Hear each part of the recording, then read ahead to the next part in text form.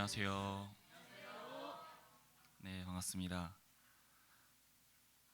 네, 오늘도 하나들교회에 와주신 여러분을 축복하고 환영합니다. 오늘 첫 곡은 곽진원님의 자랑이라는 노래로 준비했는데요. 어, 가요는 오랜만인 것 같아요, 그렇죠? 이 노래를 선곡한 거는 요즘 우리 정도 목사님께서 성심당에 관한 설교를 해주시는데 그 설교를 들으면서 그 말씀을 들으면서 마음에 내가 저렇게 할 수 있을까, 저렇게 사람들을 섬기고, 그리고 지금 나의 마음에 지금 나의 그릇보다 더 큰 사랑들을 채워갈 수 있을까라는 생각이 들면서, 그런 사랑이 나의 마음에 가득하다면 하나님께, 예수님께 자랑하고 싶다라는 마음이 들었었어요.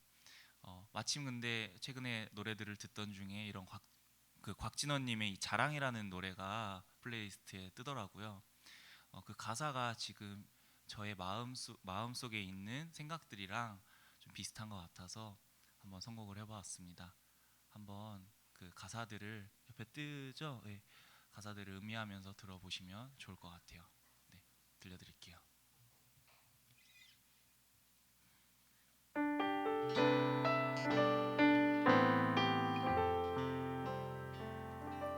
요즘 내가 겁이 많아진 것도 자꾸만 의기소침해지는 것도 나보다 따뜻한 사람을 만나서 기대는 법을 알기 때문이야. 또 말이 많아진 것도 그러다 금세 우울해지는 것도 나보다 행복한 사람을 만나서 나의 슬픔을 알기 때문이야. 마음이 따뜻한 사람이 되고 싶어요. 나의 품이 포근하게 위로가 될 수 있도록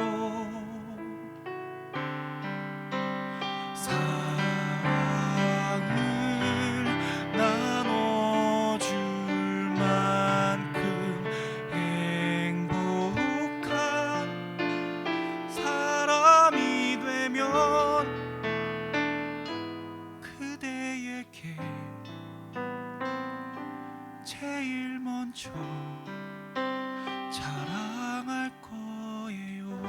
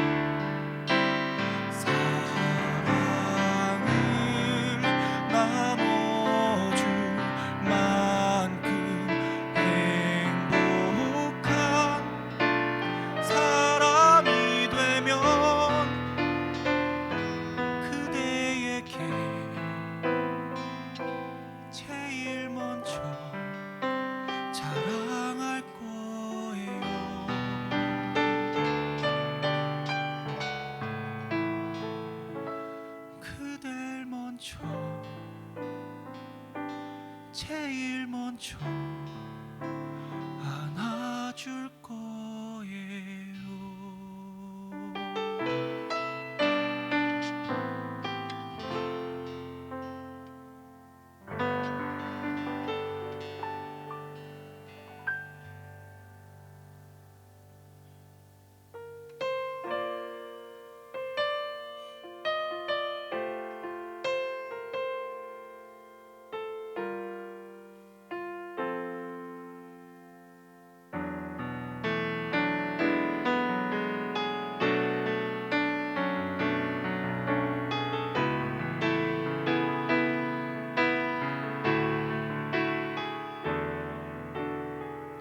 같이 할까요? 내가 소망하는 아버지 나라. 내가 소망하는 아버지 나라, 주님 오시는 그날 완성되리.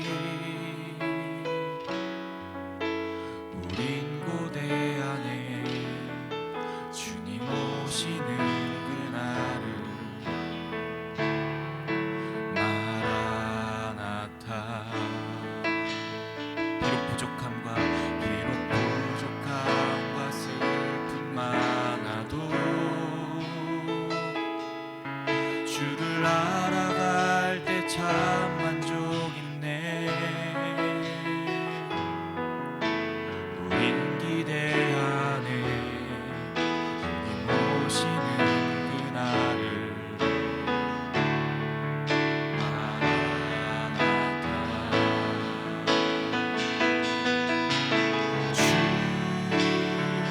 다시 오시는 그날에 우리 보게 되리. 모든 나라와 모든 열방이 주께 경배하는 그날을 주님의 뜻이 하늘에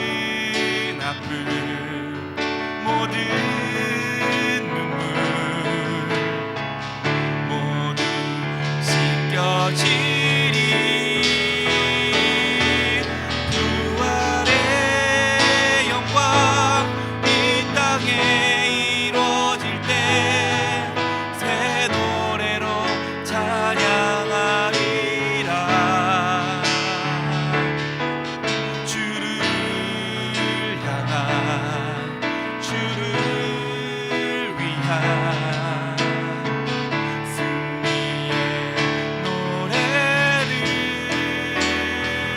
선포하리. 이루어지는 이 땅에 이루어지는 그날 모든 아픔 모든 눈물 모두 씻겨지리. 부활의 영광 이 땅에 이루어질 때 새 노래로 찬양하리라. 주를 향한 주를 위한 승리의 노래를 선포하리.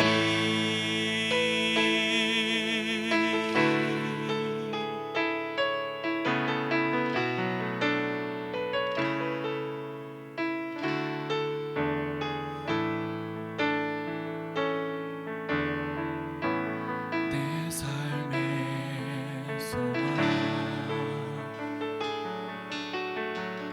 내가 바라는 안구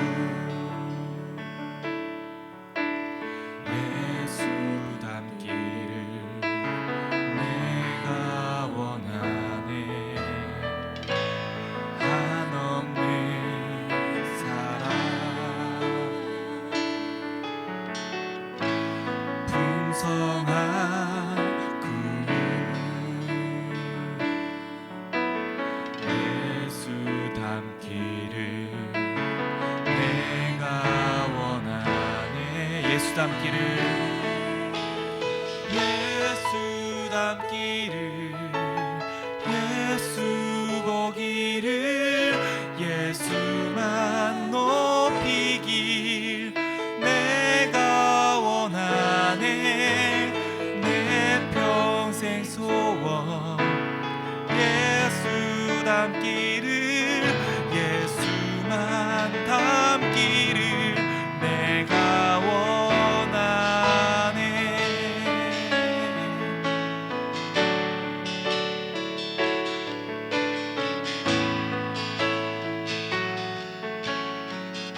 이 절 찬가요. 온유하시고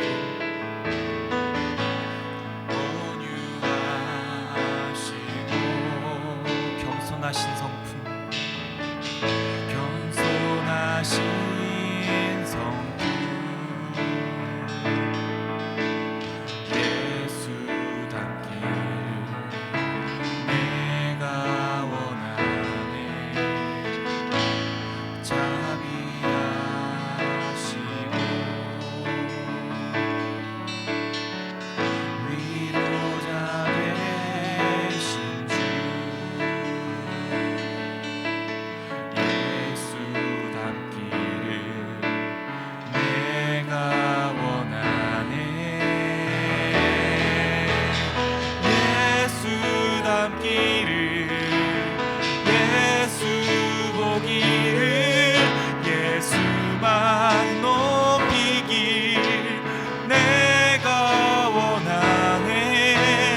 내 평생 소원 예수 닮기를 예수만 닮기를 내가 원하네. 완전하신 예수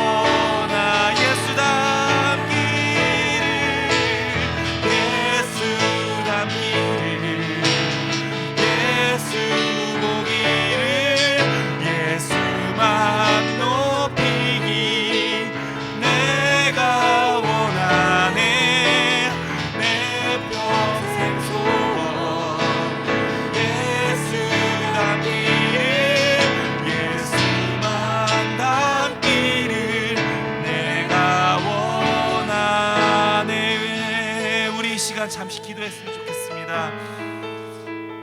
우리 예수님을 닮아가길 원합니다. 예수님의 그 사랑을 우리가 따라가기 원합니다.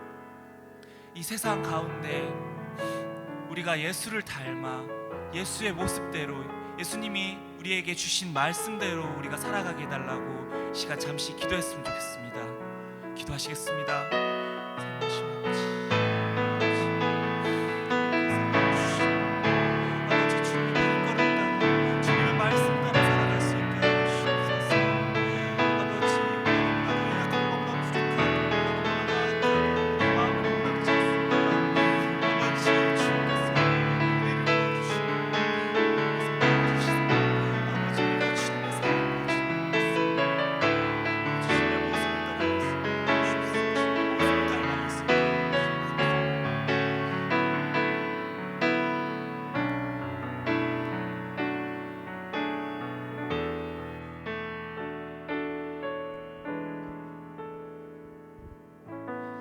예수님의 이름으로 기도합니다.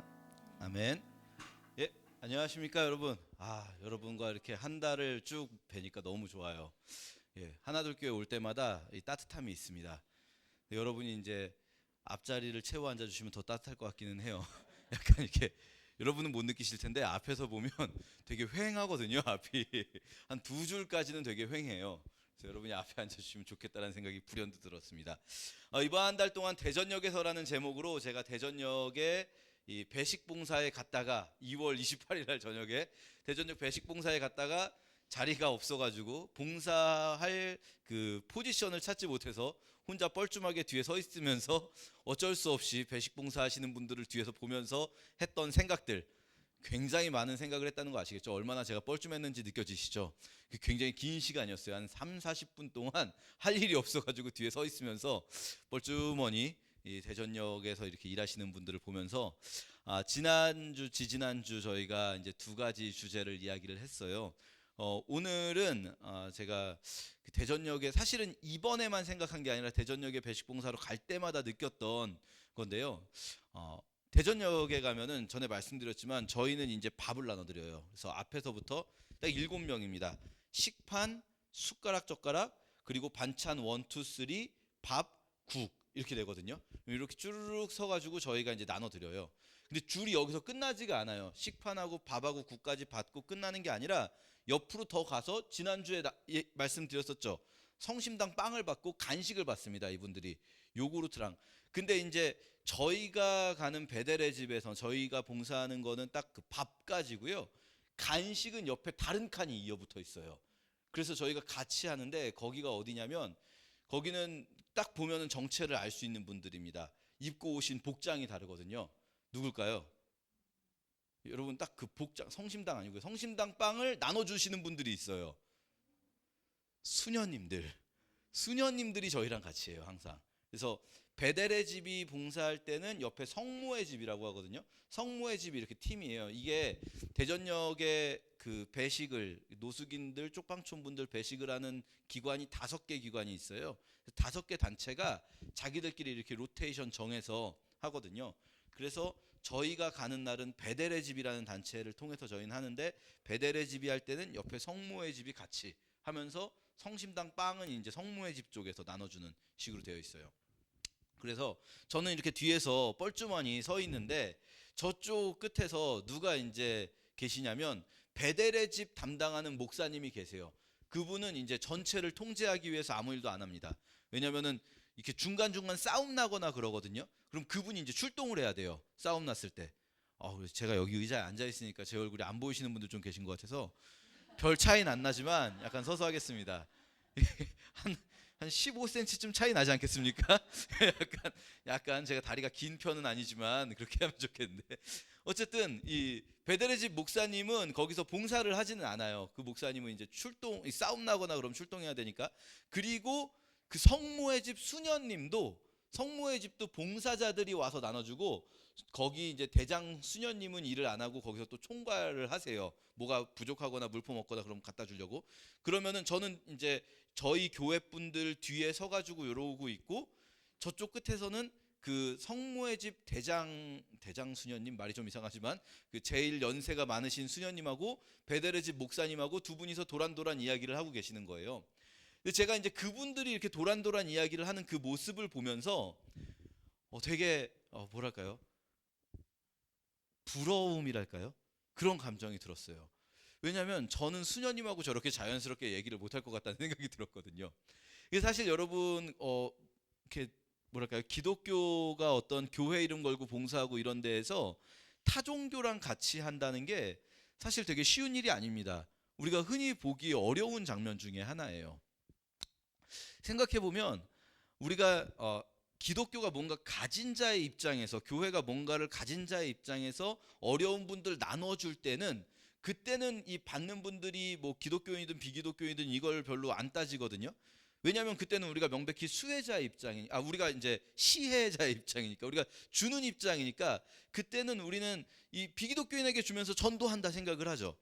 근데 우리가 동등한 입장에서 어떤 일을 할 때 비기독교인들과 또 교회가 아닌 다른 종교와 연합을 해서 뭔가를 한다고 하면 약간 불편한 마음이 있는 게 사실이에요.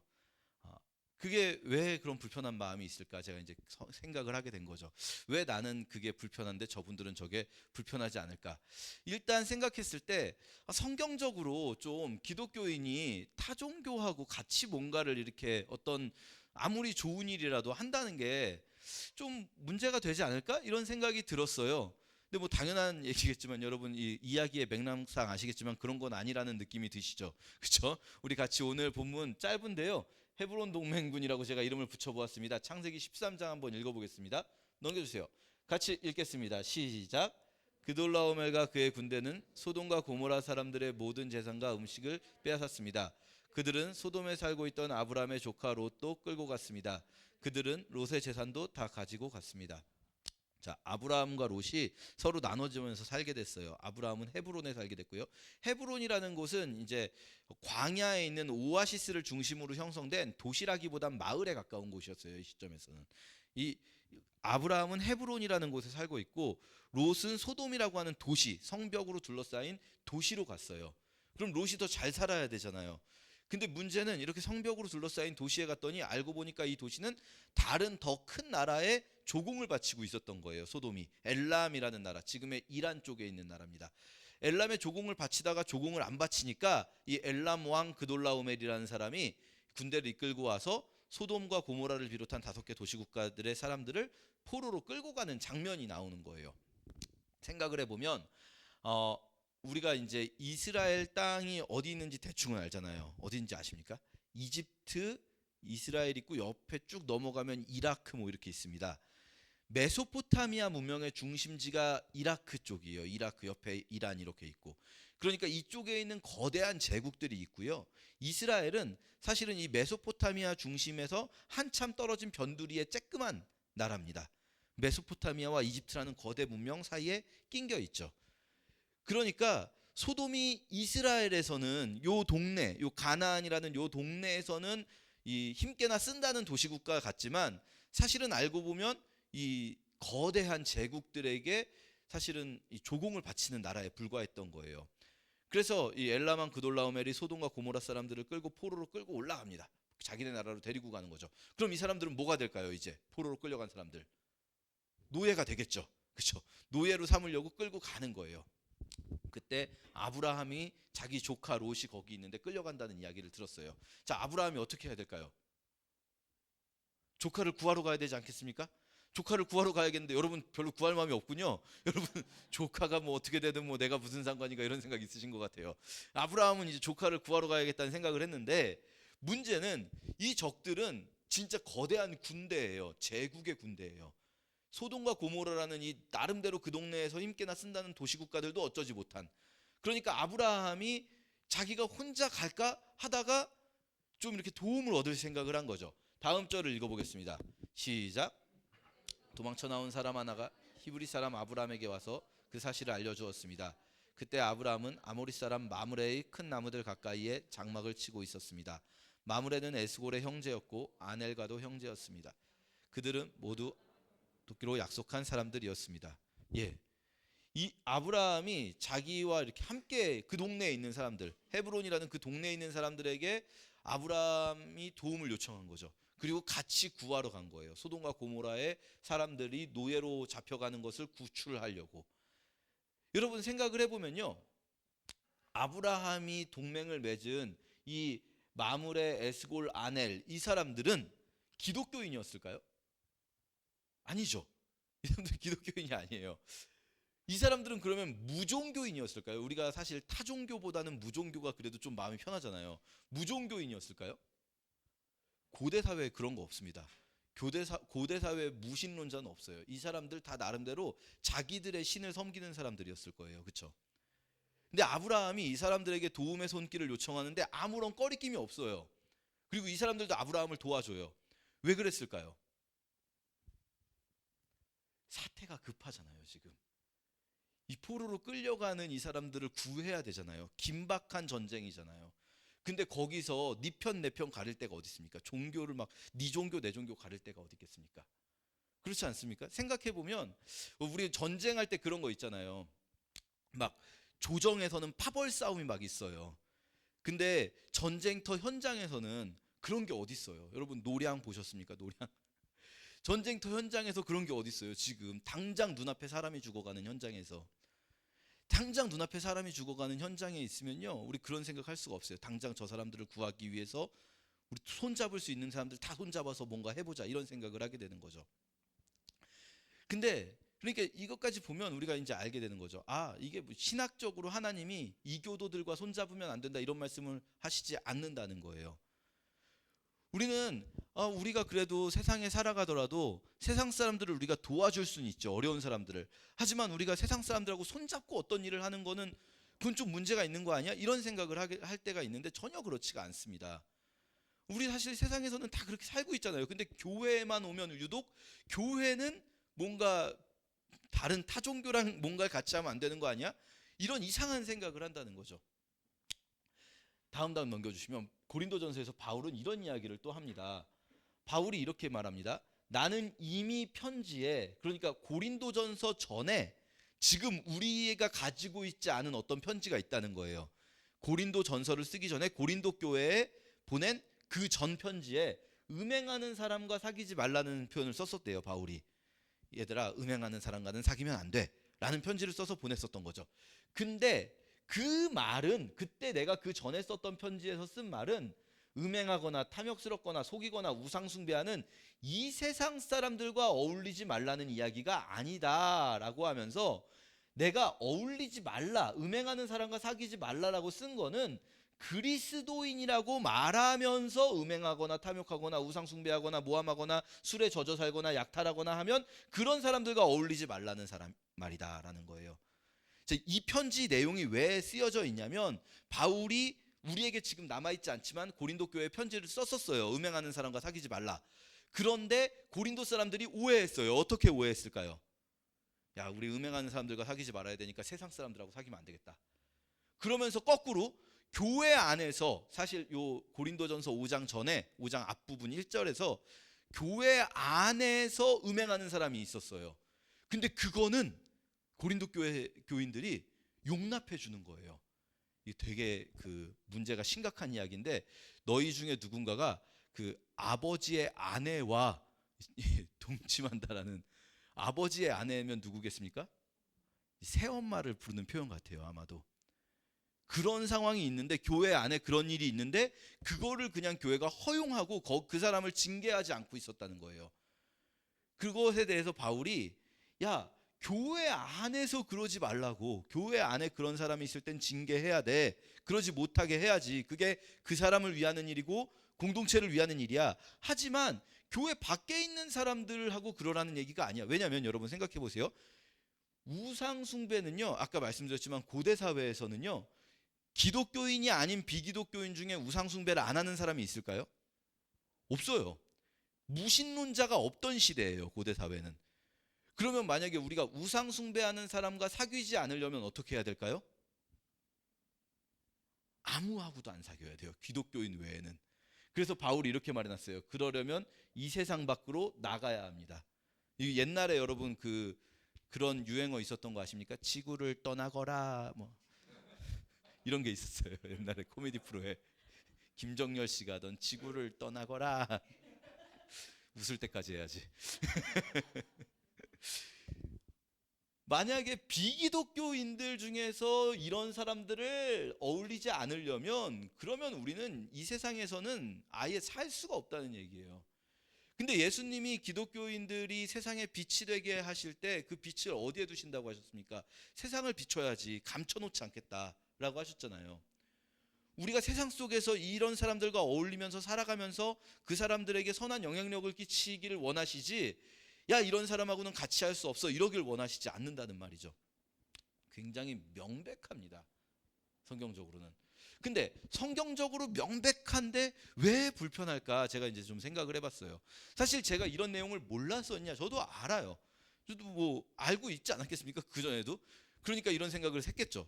근데 이걸 알지만서도 수녀님하고 저렇게 편하게 대화하는 목사님을 보면서 나는 저렇게 편하게 대화할 수 있을까? 교회 다니시는 분들 눈치 보일 것 같은데, 교회 사람들 눈치 보여서 저렇게 편하게 못할 것 같은데, 이런, 여러분 생각해 보세요. 저희 이 대전에 함께하는 교회 옆에는요, 제가 함께하는 교회에서 지역사회 참여팀이라는 걸 하고 있거든요. 지역사회 참여팀을 하다 보면 그 동네 지역사회에 제일 큰 종교단체가 함께하는 교회가 아니에요. 함께하는 교회 넘버 3예요. 넘버 1이 광수사라는 절이 있어요. 그리고 넘버 2가 덕명동 성당이고요. 넘버 3가 함께하는 교회거든요. 그럼 거기서 뭘 하려면 이제 이분들하고도 협조를 해야 돼요. 광수사 스님들하고 만나서 얘기한다고 하면 불편하지 않겠습니까? 제가 사실 광수사에서 하는 그 작년 초파일 행사에 갔었거든요. 지역사회 참여팀원분들과 함께. 근데 그때도 사실 마음속에 약간 그런 게 있어요. 교회 분들이 보면은 좀 나쁘게 볼 것 같은데. 약간 이 조심스러운 마음. 심지어 얼마 전에는 그 지역사회 참여팀에서 그 하카지구라고 그래요, 그 동네를. 하카지구 그 뭐죠? 이름이 까먹었는데 주민자치회장님하고 만났는데, 뭘 이렇게 제가 도와드릴 일이 있어가지고 주민자치회에 그 거기서 이 온라인으로 카톡으로 그 저희 보내는 거 있잖아요, 카톡 소식지. 그런 거를 주민자치회에서 보내고 만들고 싶다고 해서 제가 이제 알려드리러 갔어요. 그래서 그거를 그 주민자치회 분들 교육해드리고 같이 밥을 먹는데, 그날이 언제였더라? 그날이 3월쯤이었는데, 그날이 대보름이었어요. 그 다음 날이. 그래서 목사님 저희 내일 대보름이어가지고 저쪽에 당산나무에서 굿하는데 오라고 그러시는 거예요. 그래가지고 제가 거기는 가면 진짜 혼날 것 같아가지고 거기는 가면 진짜 혼날 것 같아가지고 제가 내일은 교회에서 좀 일이 있네요 그러면서 이제 안 갔거든요. 불편하단 말이죠. 왜 불편할까 생각을 해봤을 때 정서적인 부분이 있는 거예요. 뭔가 이런 신학적인 부분보다도 어떤 불편함을 느끼게 만드는 어떤 정서적인 부분들이 있는 거죠. 왜 정서적으로 좀 불편할까? 저도 막 저 스스로도 생각해 보게 됐어요. 나는 과연 불편한가? 다른 분들이 보기에 불편한 게 아니라 나도 불편할까? 생각해 보니까 저도 그런 경험이 있어요. 제가 예전에 한번 간증한 적이 있는데, 이게 제 차를 예전에 막 열심히 그 아내를 설득하고 아내를 속이고 아내에게 거짓말하고 막 이러면서 차를 몰래 샀단 말이에요. 이제 스파크. 그랬는데 뭐 기억나시는지 모르겠지만 그 뭐 차를 어떤 분을 막 주고 교회에서 어떤 분이 자기 차를 기증해서 어떤 분을 드리고 막 이런 일이 있었어요. 그 와중에 제가 진짜 자기 차를 저렇게 그냥 무료로 줄 수 있는 사람이 있다니 너무나 좋다. 너무나 대단하다. 나도 나중에 다른 차가 생기면 이 차를 팔지 말고 진짜 필요한 분에게 줘야겠다라는 생각을 했었거든요. 근데 이제 몇 년 전에 저희 매형이 돌아가셨어요. 그래가지고 제가 지금 타고 다니는 차가 매형차거든요. 이게 매형이 돌아가시면서 저희 누나가, 매형이 저하고 1살 차이밖에 안 나요, 나이가. 누나보다 연하였는데, 근데 차를 팔지 않고 싶다, 네가 썼으면 좋겠다니까 이 스파크를 처분해야 되잖아요. 그래가지고 얘를 이제 누군가를 줘야겠다 생각하면서 나도 팔지 말고 무료로 줘야지 해가지고 저희 스태프들한테 물어봤어요, 단톡방에다가. 혹시 차 필요한 분 있으면 연락 좀 해달라. 좋은 차는 아니지만 잘 굴러가니까 스파크 이거 누구 드리고 싶다 했더니 저희 김재룡 목사님이라고 있어요. 재룡 목사님이 어떤 분을 소개를 해주셨어요. 그래가지고 제가 이제 이분한테 차를 넘겨드리면서 너무 이렇게 마음이 좋은 거예요. 나도 진짜 선한 일을 하는구나. 이분이 정말 신앙생활하면서 이게 얼마나 필요하실까, 이분에게 이게 너무나 필요할 텐데 내가 이 차를 주면 이분이 신앙생활 정말 잘했으면 좋겠다, 막 이런 생각이 드는 거예요. 그래서 이제 그 차량 등록 사업소 가서 이제 명의 변경을 해야 되거든요. 명의 변경을 해놓고 요거 번호표 받아놓고 한참 기다리고 있는데 이분이 갑자기 저한테 이게 번호가 한참 많이 남아 있는 거예요. 그러니까 목사님 저 담배 좀 한 대만 피고 오겠습니다, 그러시는 거예요. 그러더니 나가서 담배를 피기 시작하는 거예요. 그래서 여쭤보니까 교회를 안 다니시는 분인 거예요. 그때부터 제 마음이 되게 불편해지기 시작했어요. 내 차를 그래도 나는 나름대로 아끼던 차인데 비기독교인 담배 피는 사람한테 차를 준다고 생각하니까 여러분 그런 거 있습니다. 화가 나는 것까지는 아니고요. 화까지는 아닌데 좀 불편해요. 이 꼬롬하다고는 말이 적당해요. 꼬롬한 거예요. 꼬롬한데 라는 생각이 든 거죠. 집에 와서 생각해 봤어요. 근데 왜 꼬롬할까? 아니 비기독교인이 목사가, 어쨌든 제가 목사라는 건 소개받아서 알게 됐으니까 목사가 차를 무료로 자기에게 줬다고 생각하면 얼마나 좋은 일이에요. 전도도 되고. 근데 저는 꼬롬한 거예요. 그게 이 사람을 전도할 수 있게 됐다라는 생각에 미치게 됐을 때 그 꼬롬함이 풀렸어요. 근데 사실은 이 사람을 전도할 수 있고 없고를 떠나서 우리가 누군가와 함께 한다고 할 때 꼭 내가 기독교인과만 함께 해야 마음이 편한 건 아니잖아요. 전도를 해야만 마음이 편한 것도 아니고 우리가 도와줄 수 있는 거잖아요. 함께 할 수 있고. 왜 마음이 불편할까? 이런 생각을 하게 됐어요. 그래서 오늘의 주제는요, 여러분 잘 기억하셔야 돼요. 오늘의 주제의 핵심은 비기독교인이랑 타종교랑 같이 하자는 게 핵심이 아니에요. 그거 필요한데요. 그걸 말씀드리고자 하는 게 아니라 우리가 만약에 사랑을 베푸고 사랑의 행위를 하는데 타종교와 함께하는 게 불편하다면 그럼 우리 안에 있는 사랑이라는 것이 사실은 뭔가 고장나 있지 않은가라는 생각을 하게 됐어요. 내가 진짜 사랑하고 있는 걸까? 이웃을 사랑하기 위해 이런 일을 하는 걸까? 아니면 집단 이기주의일까? 여러분 생각해 보면요, 이 집단 이기주의와 사랑은 굉장히 비슷해 보여요. 굉장히 비슷해 보이는데 사실은 다른 겁니다. 같은 게 아니에요.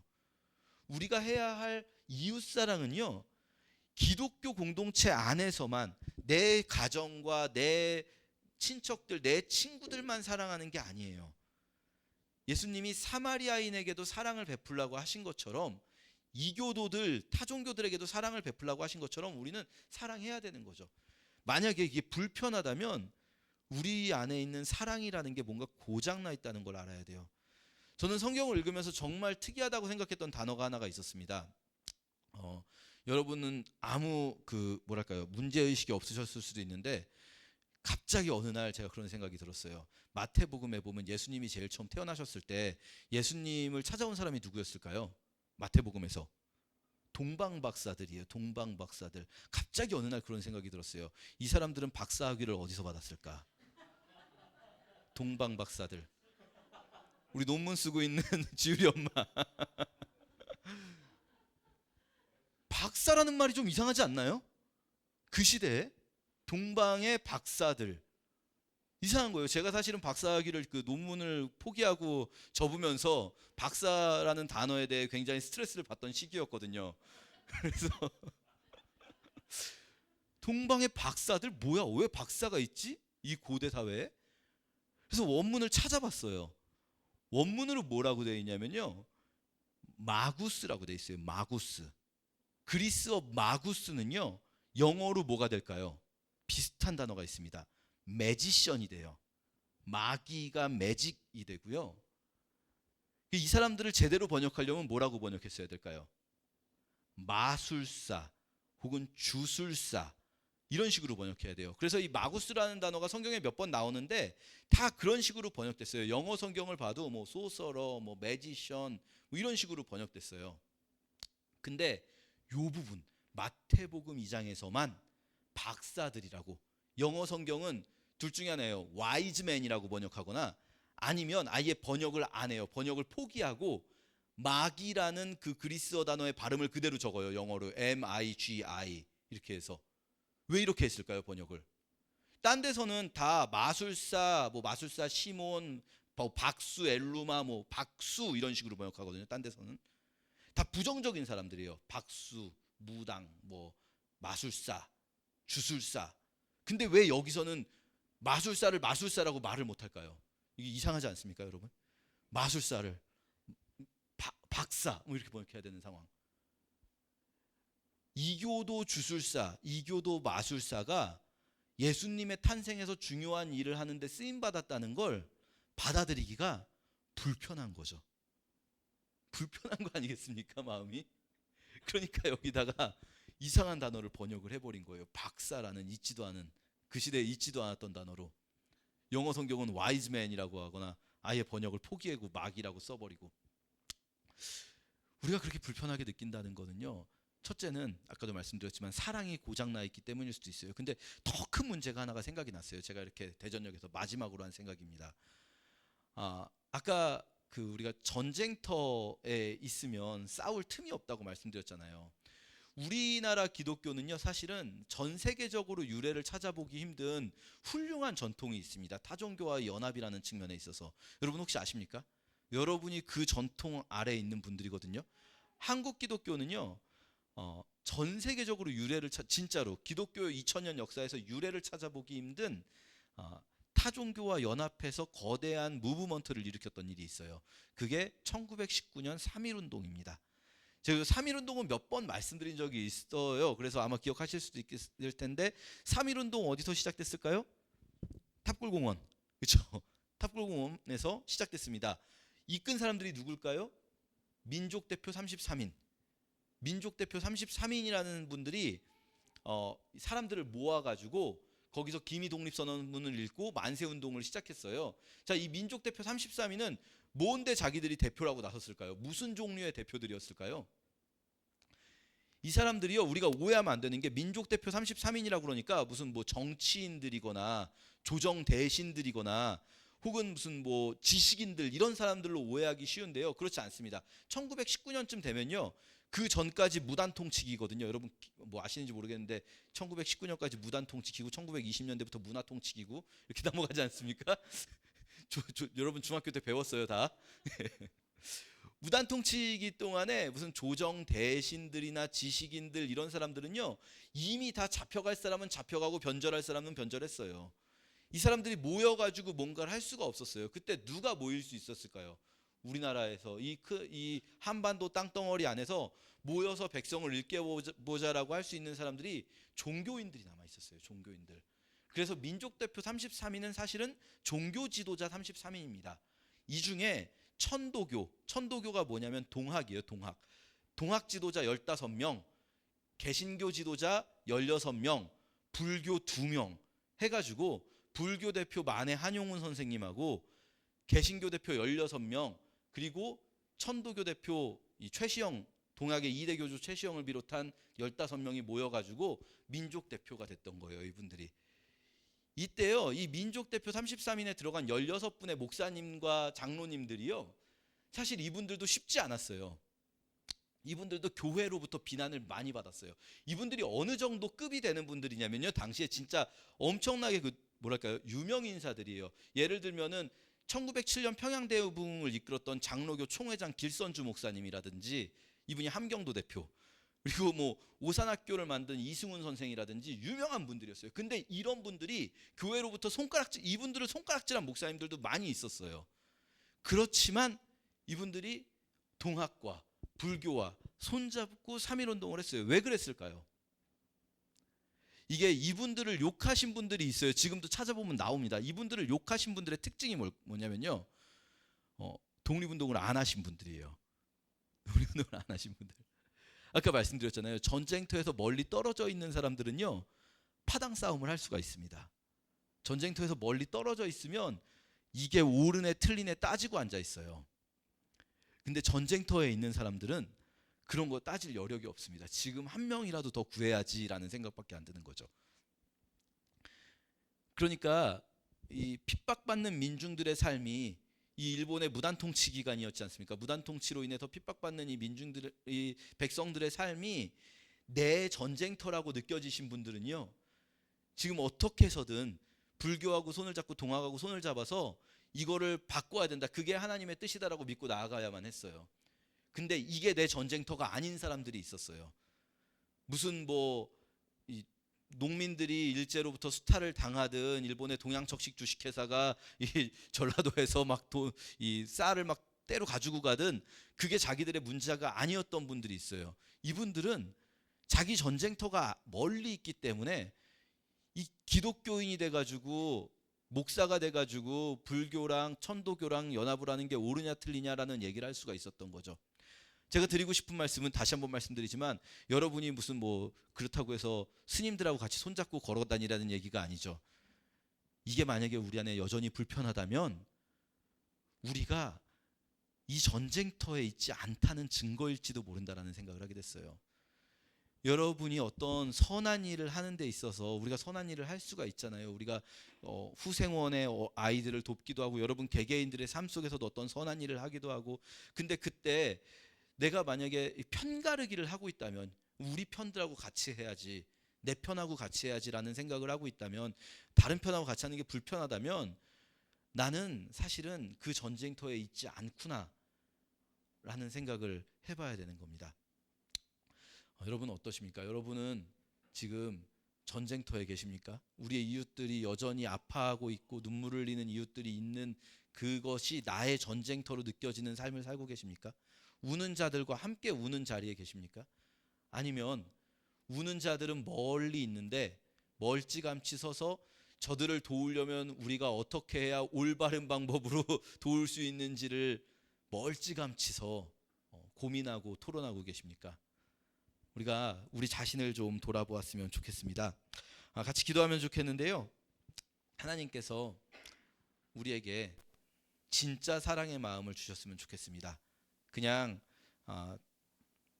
사랑하고 비스무리하지만 내 주변부터 챙기고 싶은 이기주의의 확장된 형태가 아니라 진짜로 나와 아무 상관없는 이웃들, 심지어 원수까지도 사랑할 수 있는 그런 마음을 우리에게 부어주셨으면 좋겠습니다. 그리고 우리가 그 두 가지를 착각하지 않았으면 좋겠습니다 라고 기도하면 좋겠고요. 또 우리 주변에 있는 아파하는 이들이 있다면 어떤 종류의 아픔이든 어떤 종류의 슬픔이든 그들의 그 싸움, 그 전쟁터에 내가 함께 있었으면 좋겠습니다. 우는 자들과 함께 울 수 있는 우리였으면 좋겠습니다 라고 하나님께 같이 기도하겠습니다.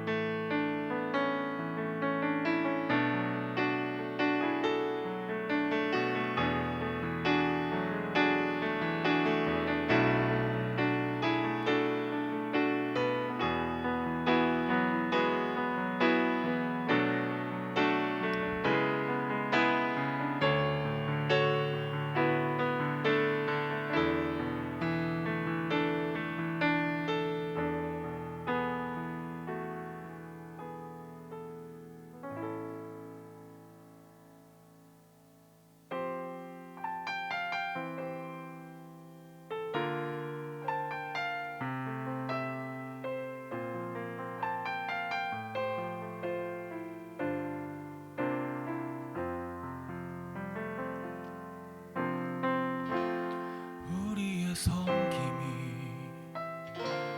더 낮은 곳으로, 우리의 고백이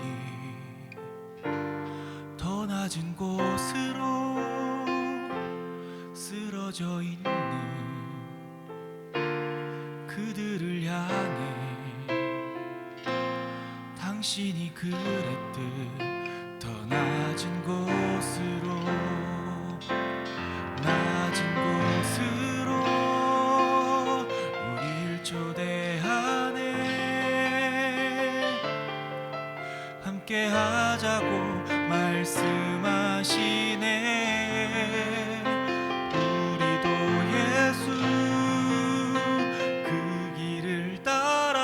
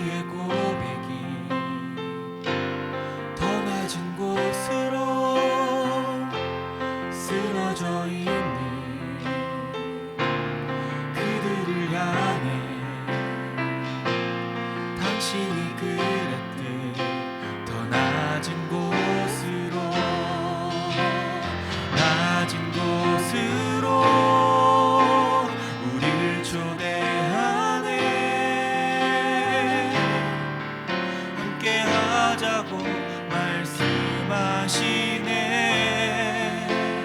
우리도 예수 그 길을 따라 함께 가길 원하네. 주님이 우리와 함께 하시네. 십자가 피 흘린 예수의 손으로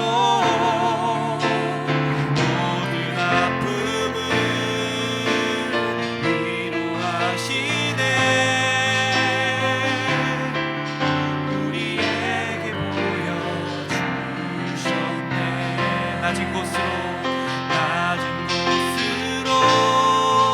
우릴 초대하네. 함께 하자고 말씀하시네. 우리도 예수 그 길을 따라 함께 가길 원하네. 주님이 우리와 함께 하시네. 십자가 피 흘린 예수의 손으로 모든 아픔을 위로하시네. 우리에게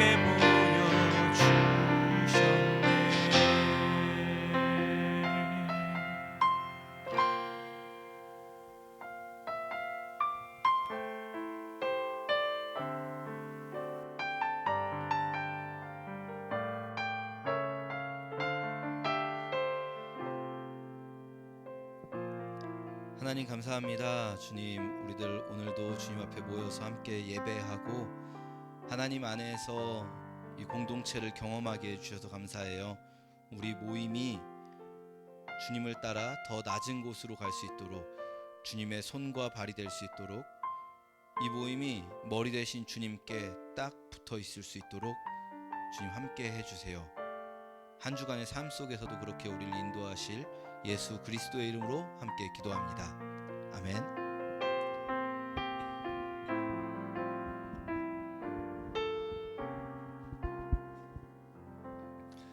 안녕하세요.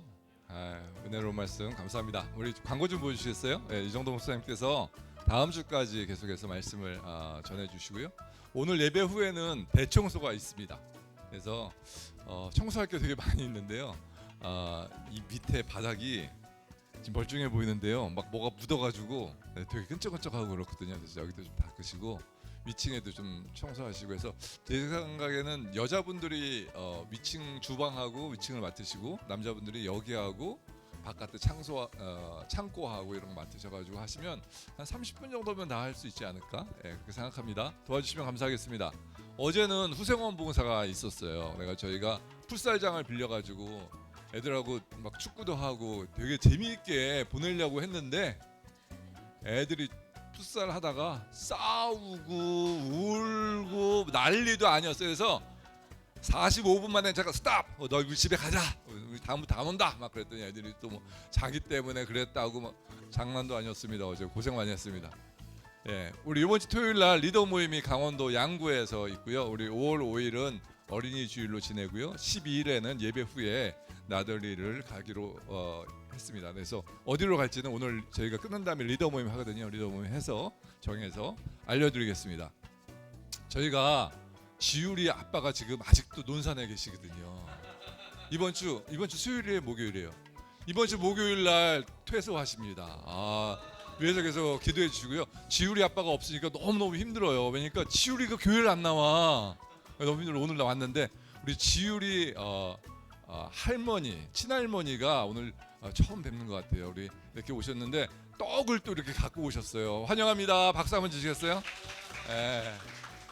우리 제가 오늘 아침에 있다가 어떤 분이 미국 분이 자전거 타시고 어디 딴 교회 가시더라고요. 그래서 제가 여기도 교회인데 그랬더니 요 뒤에 사신대요. 그래서 오늘 리처드가 우리 같이 예배했는데 리처드, would you stand up please?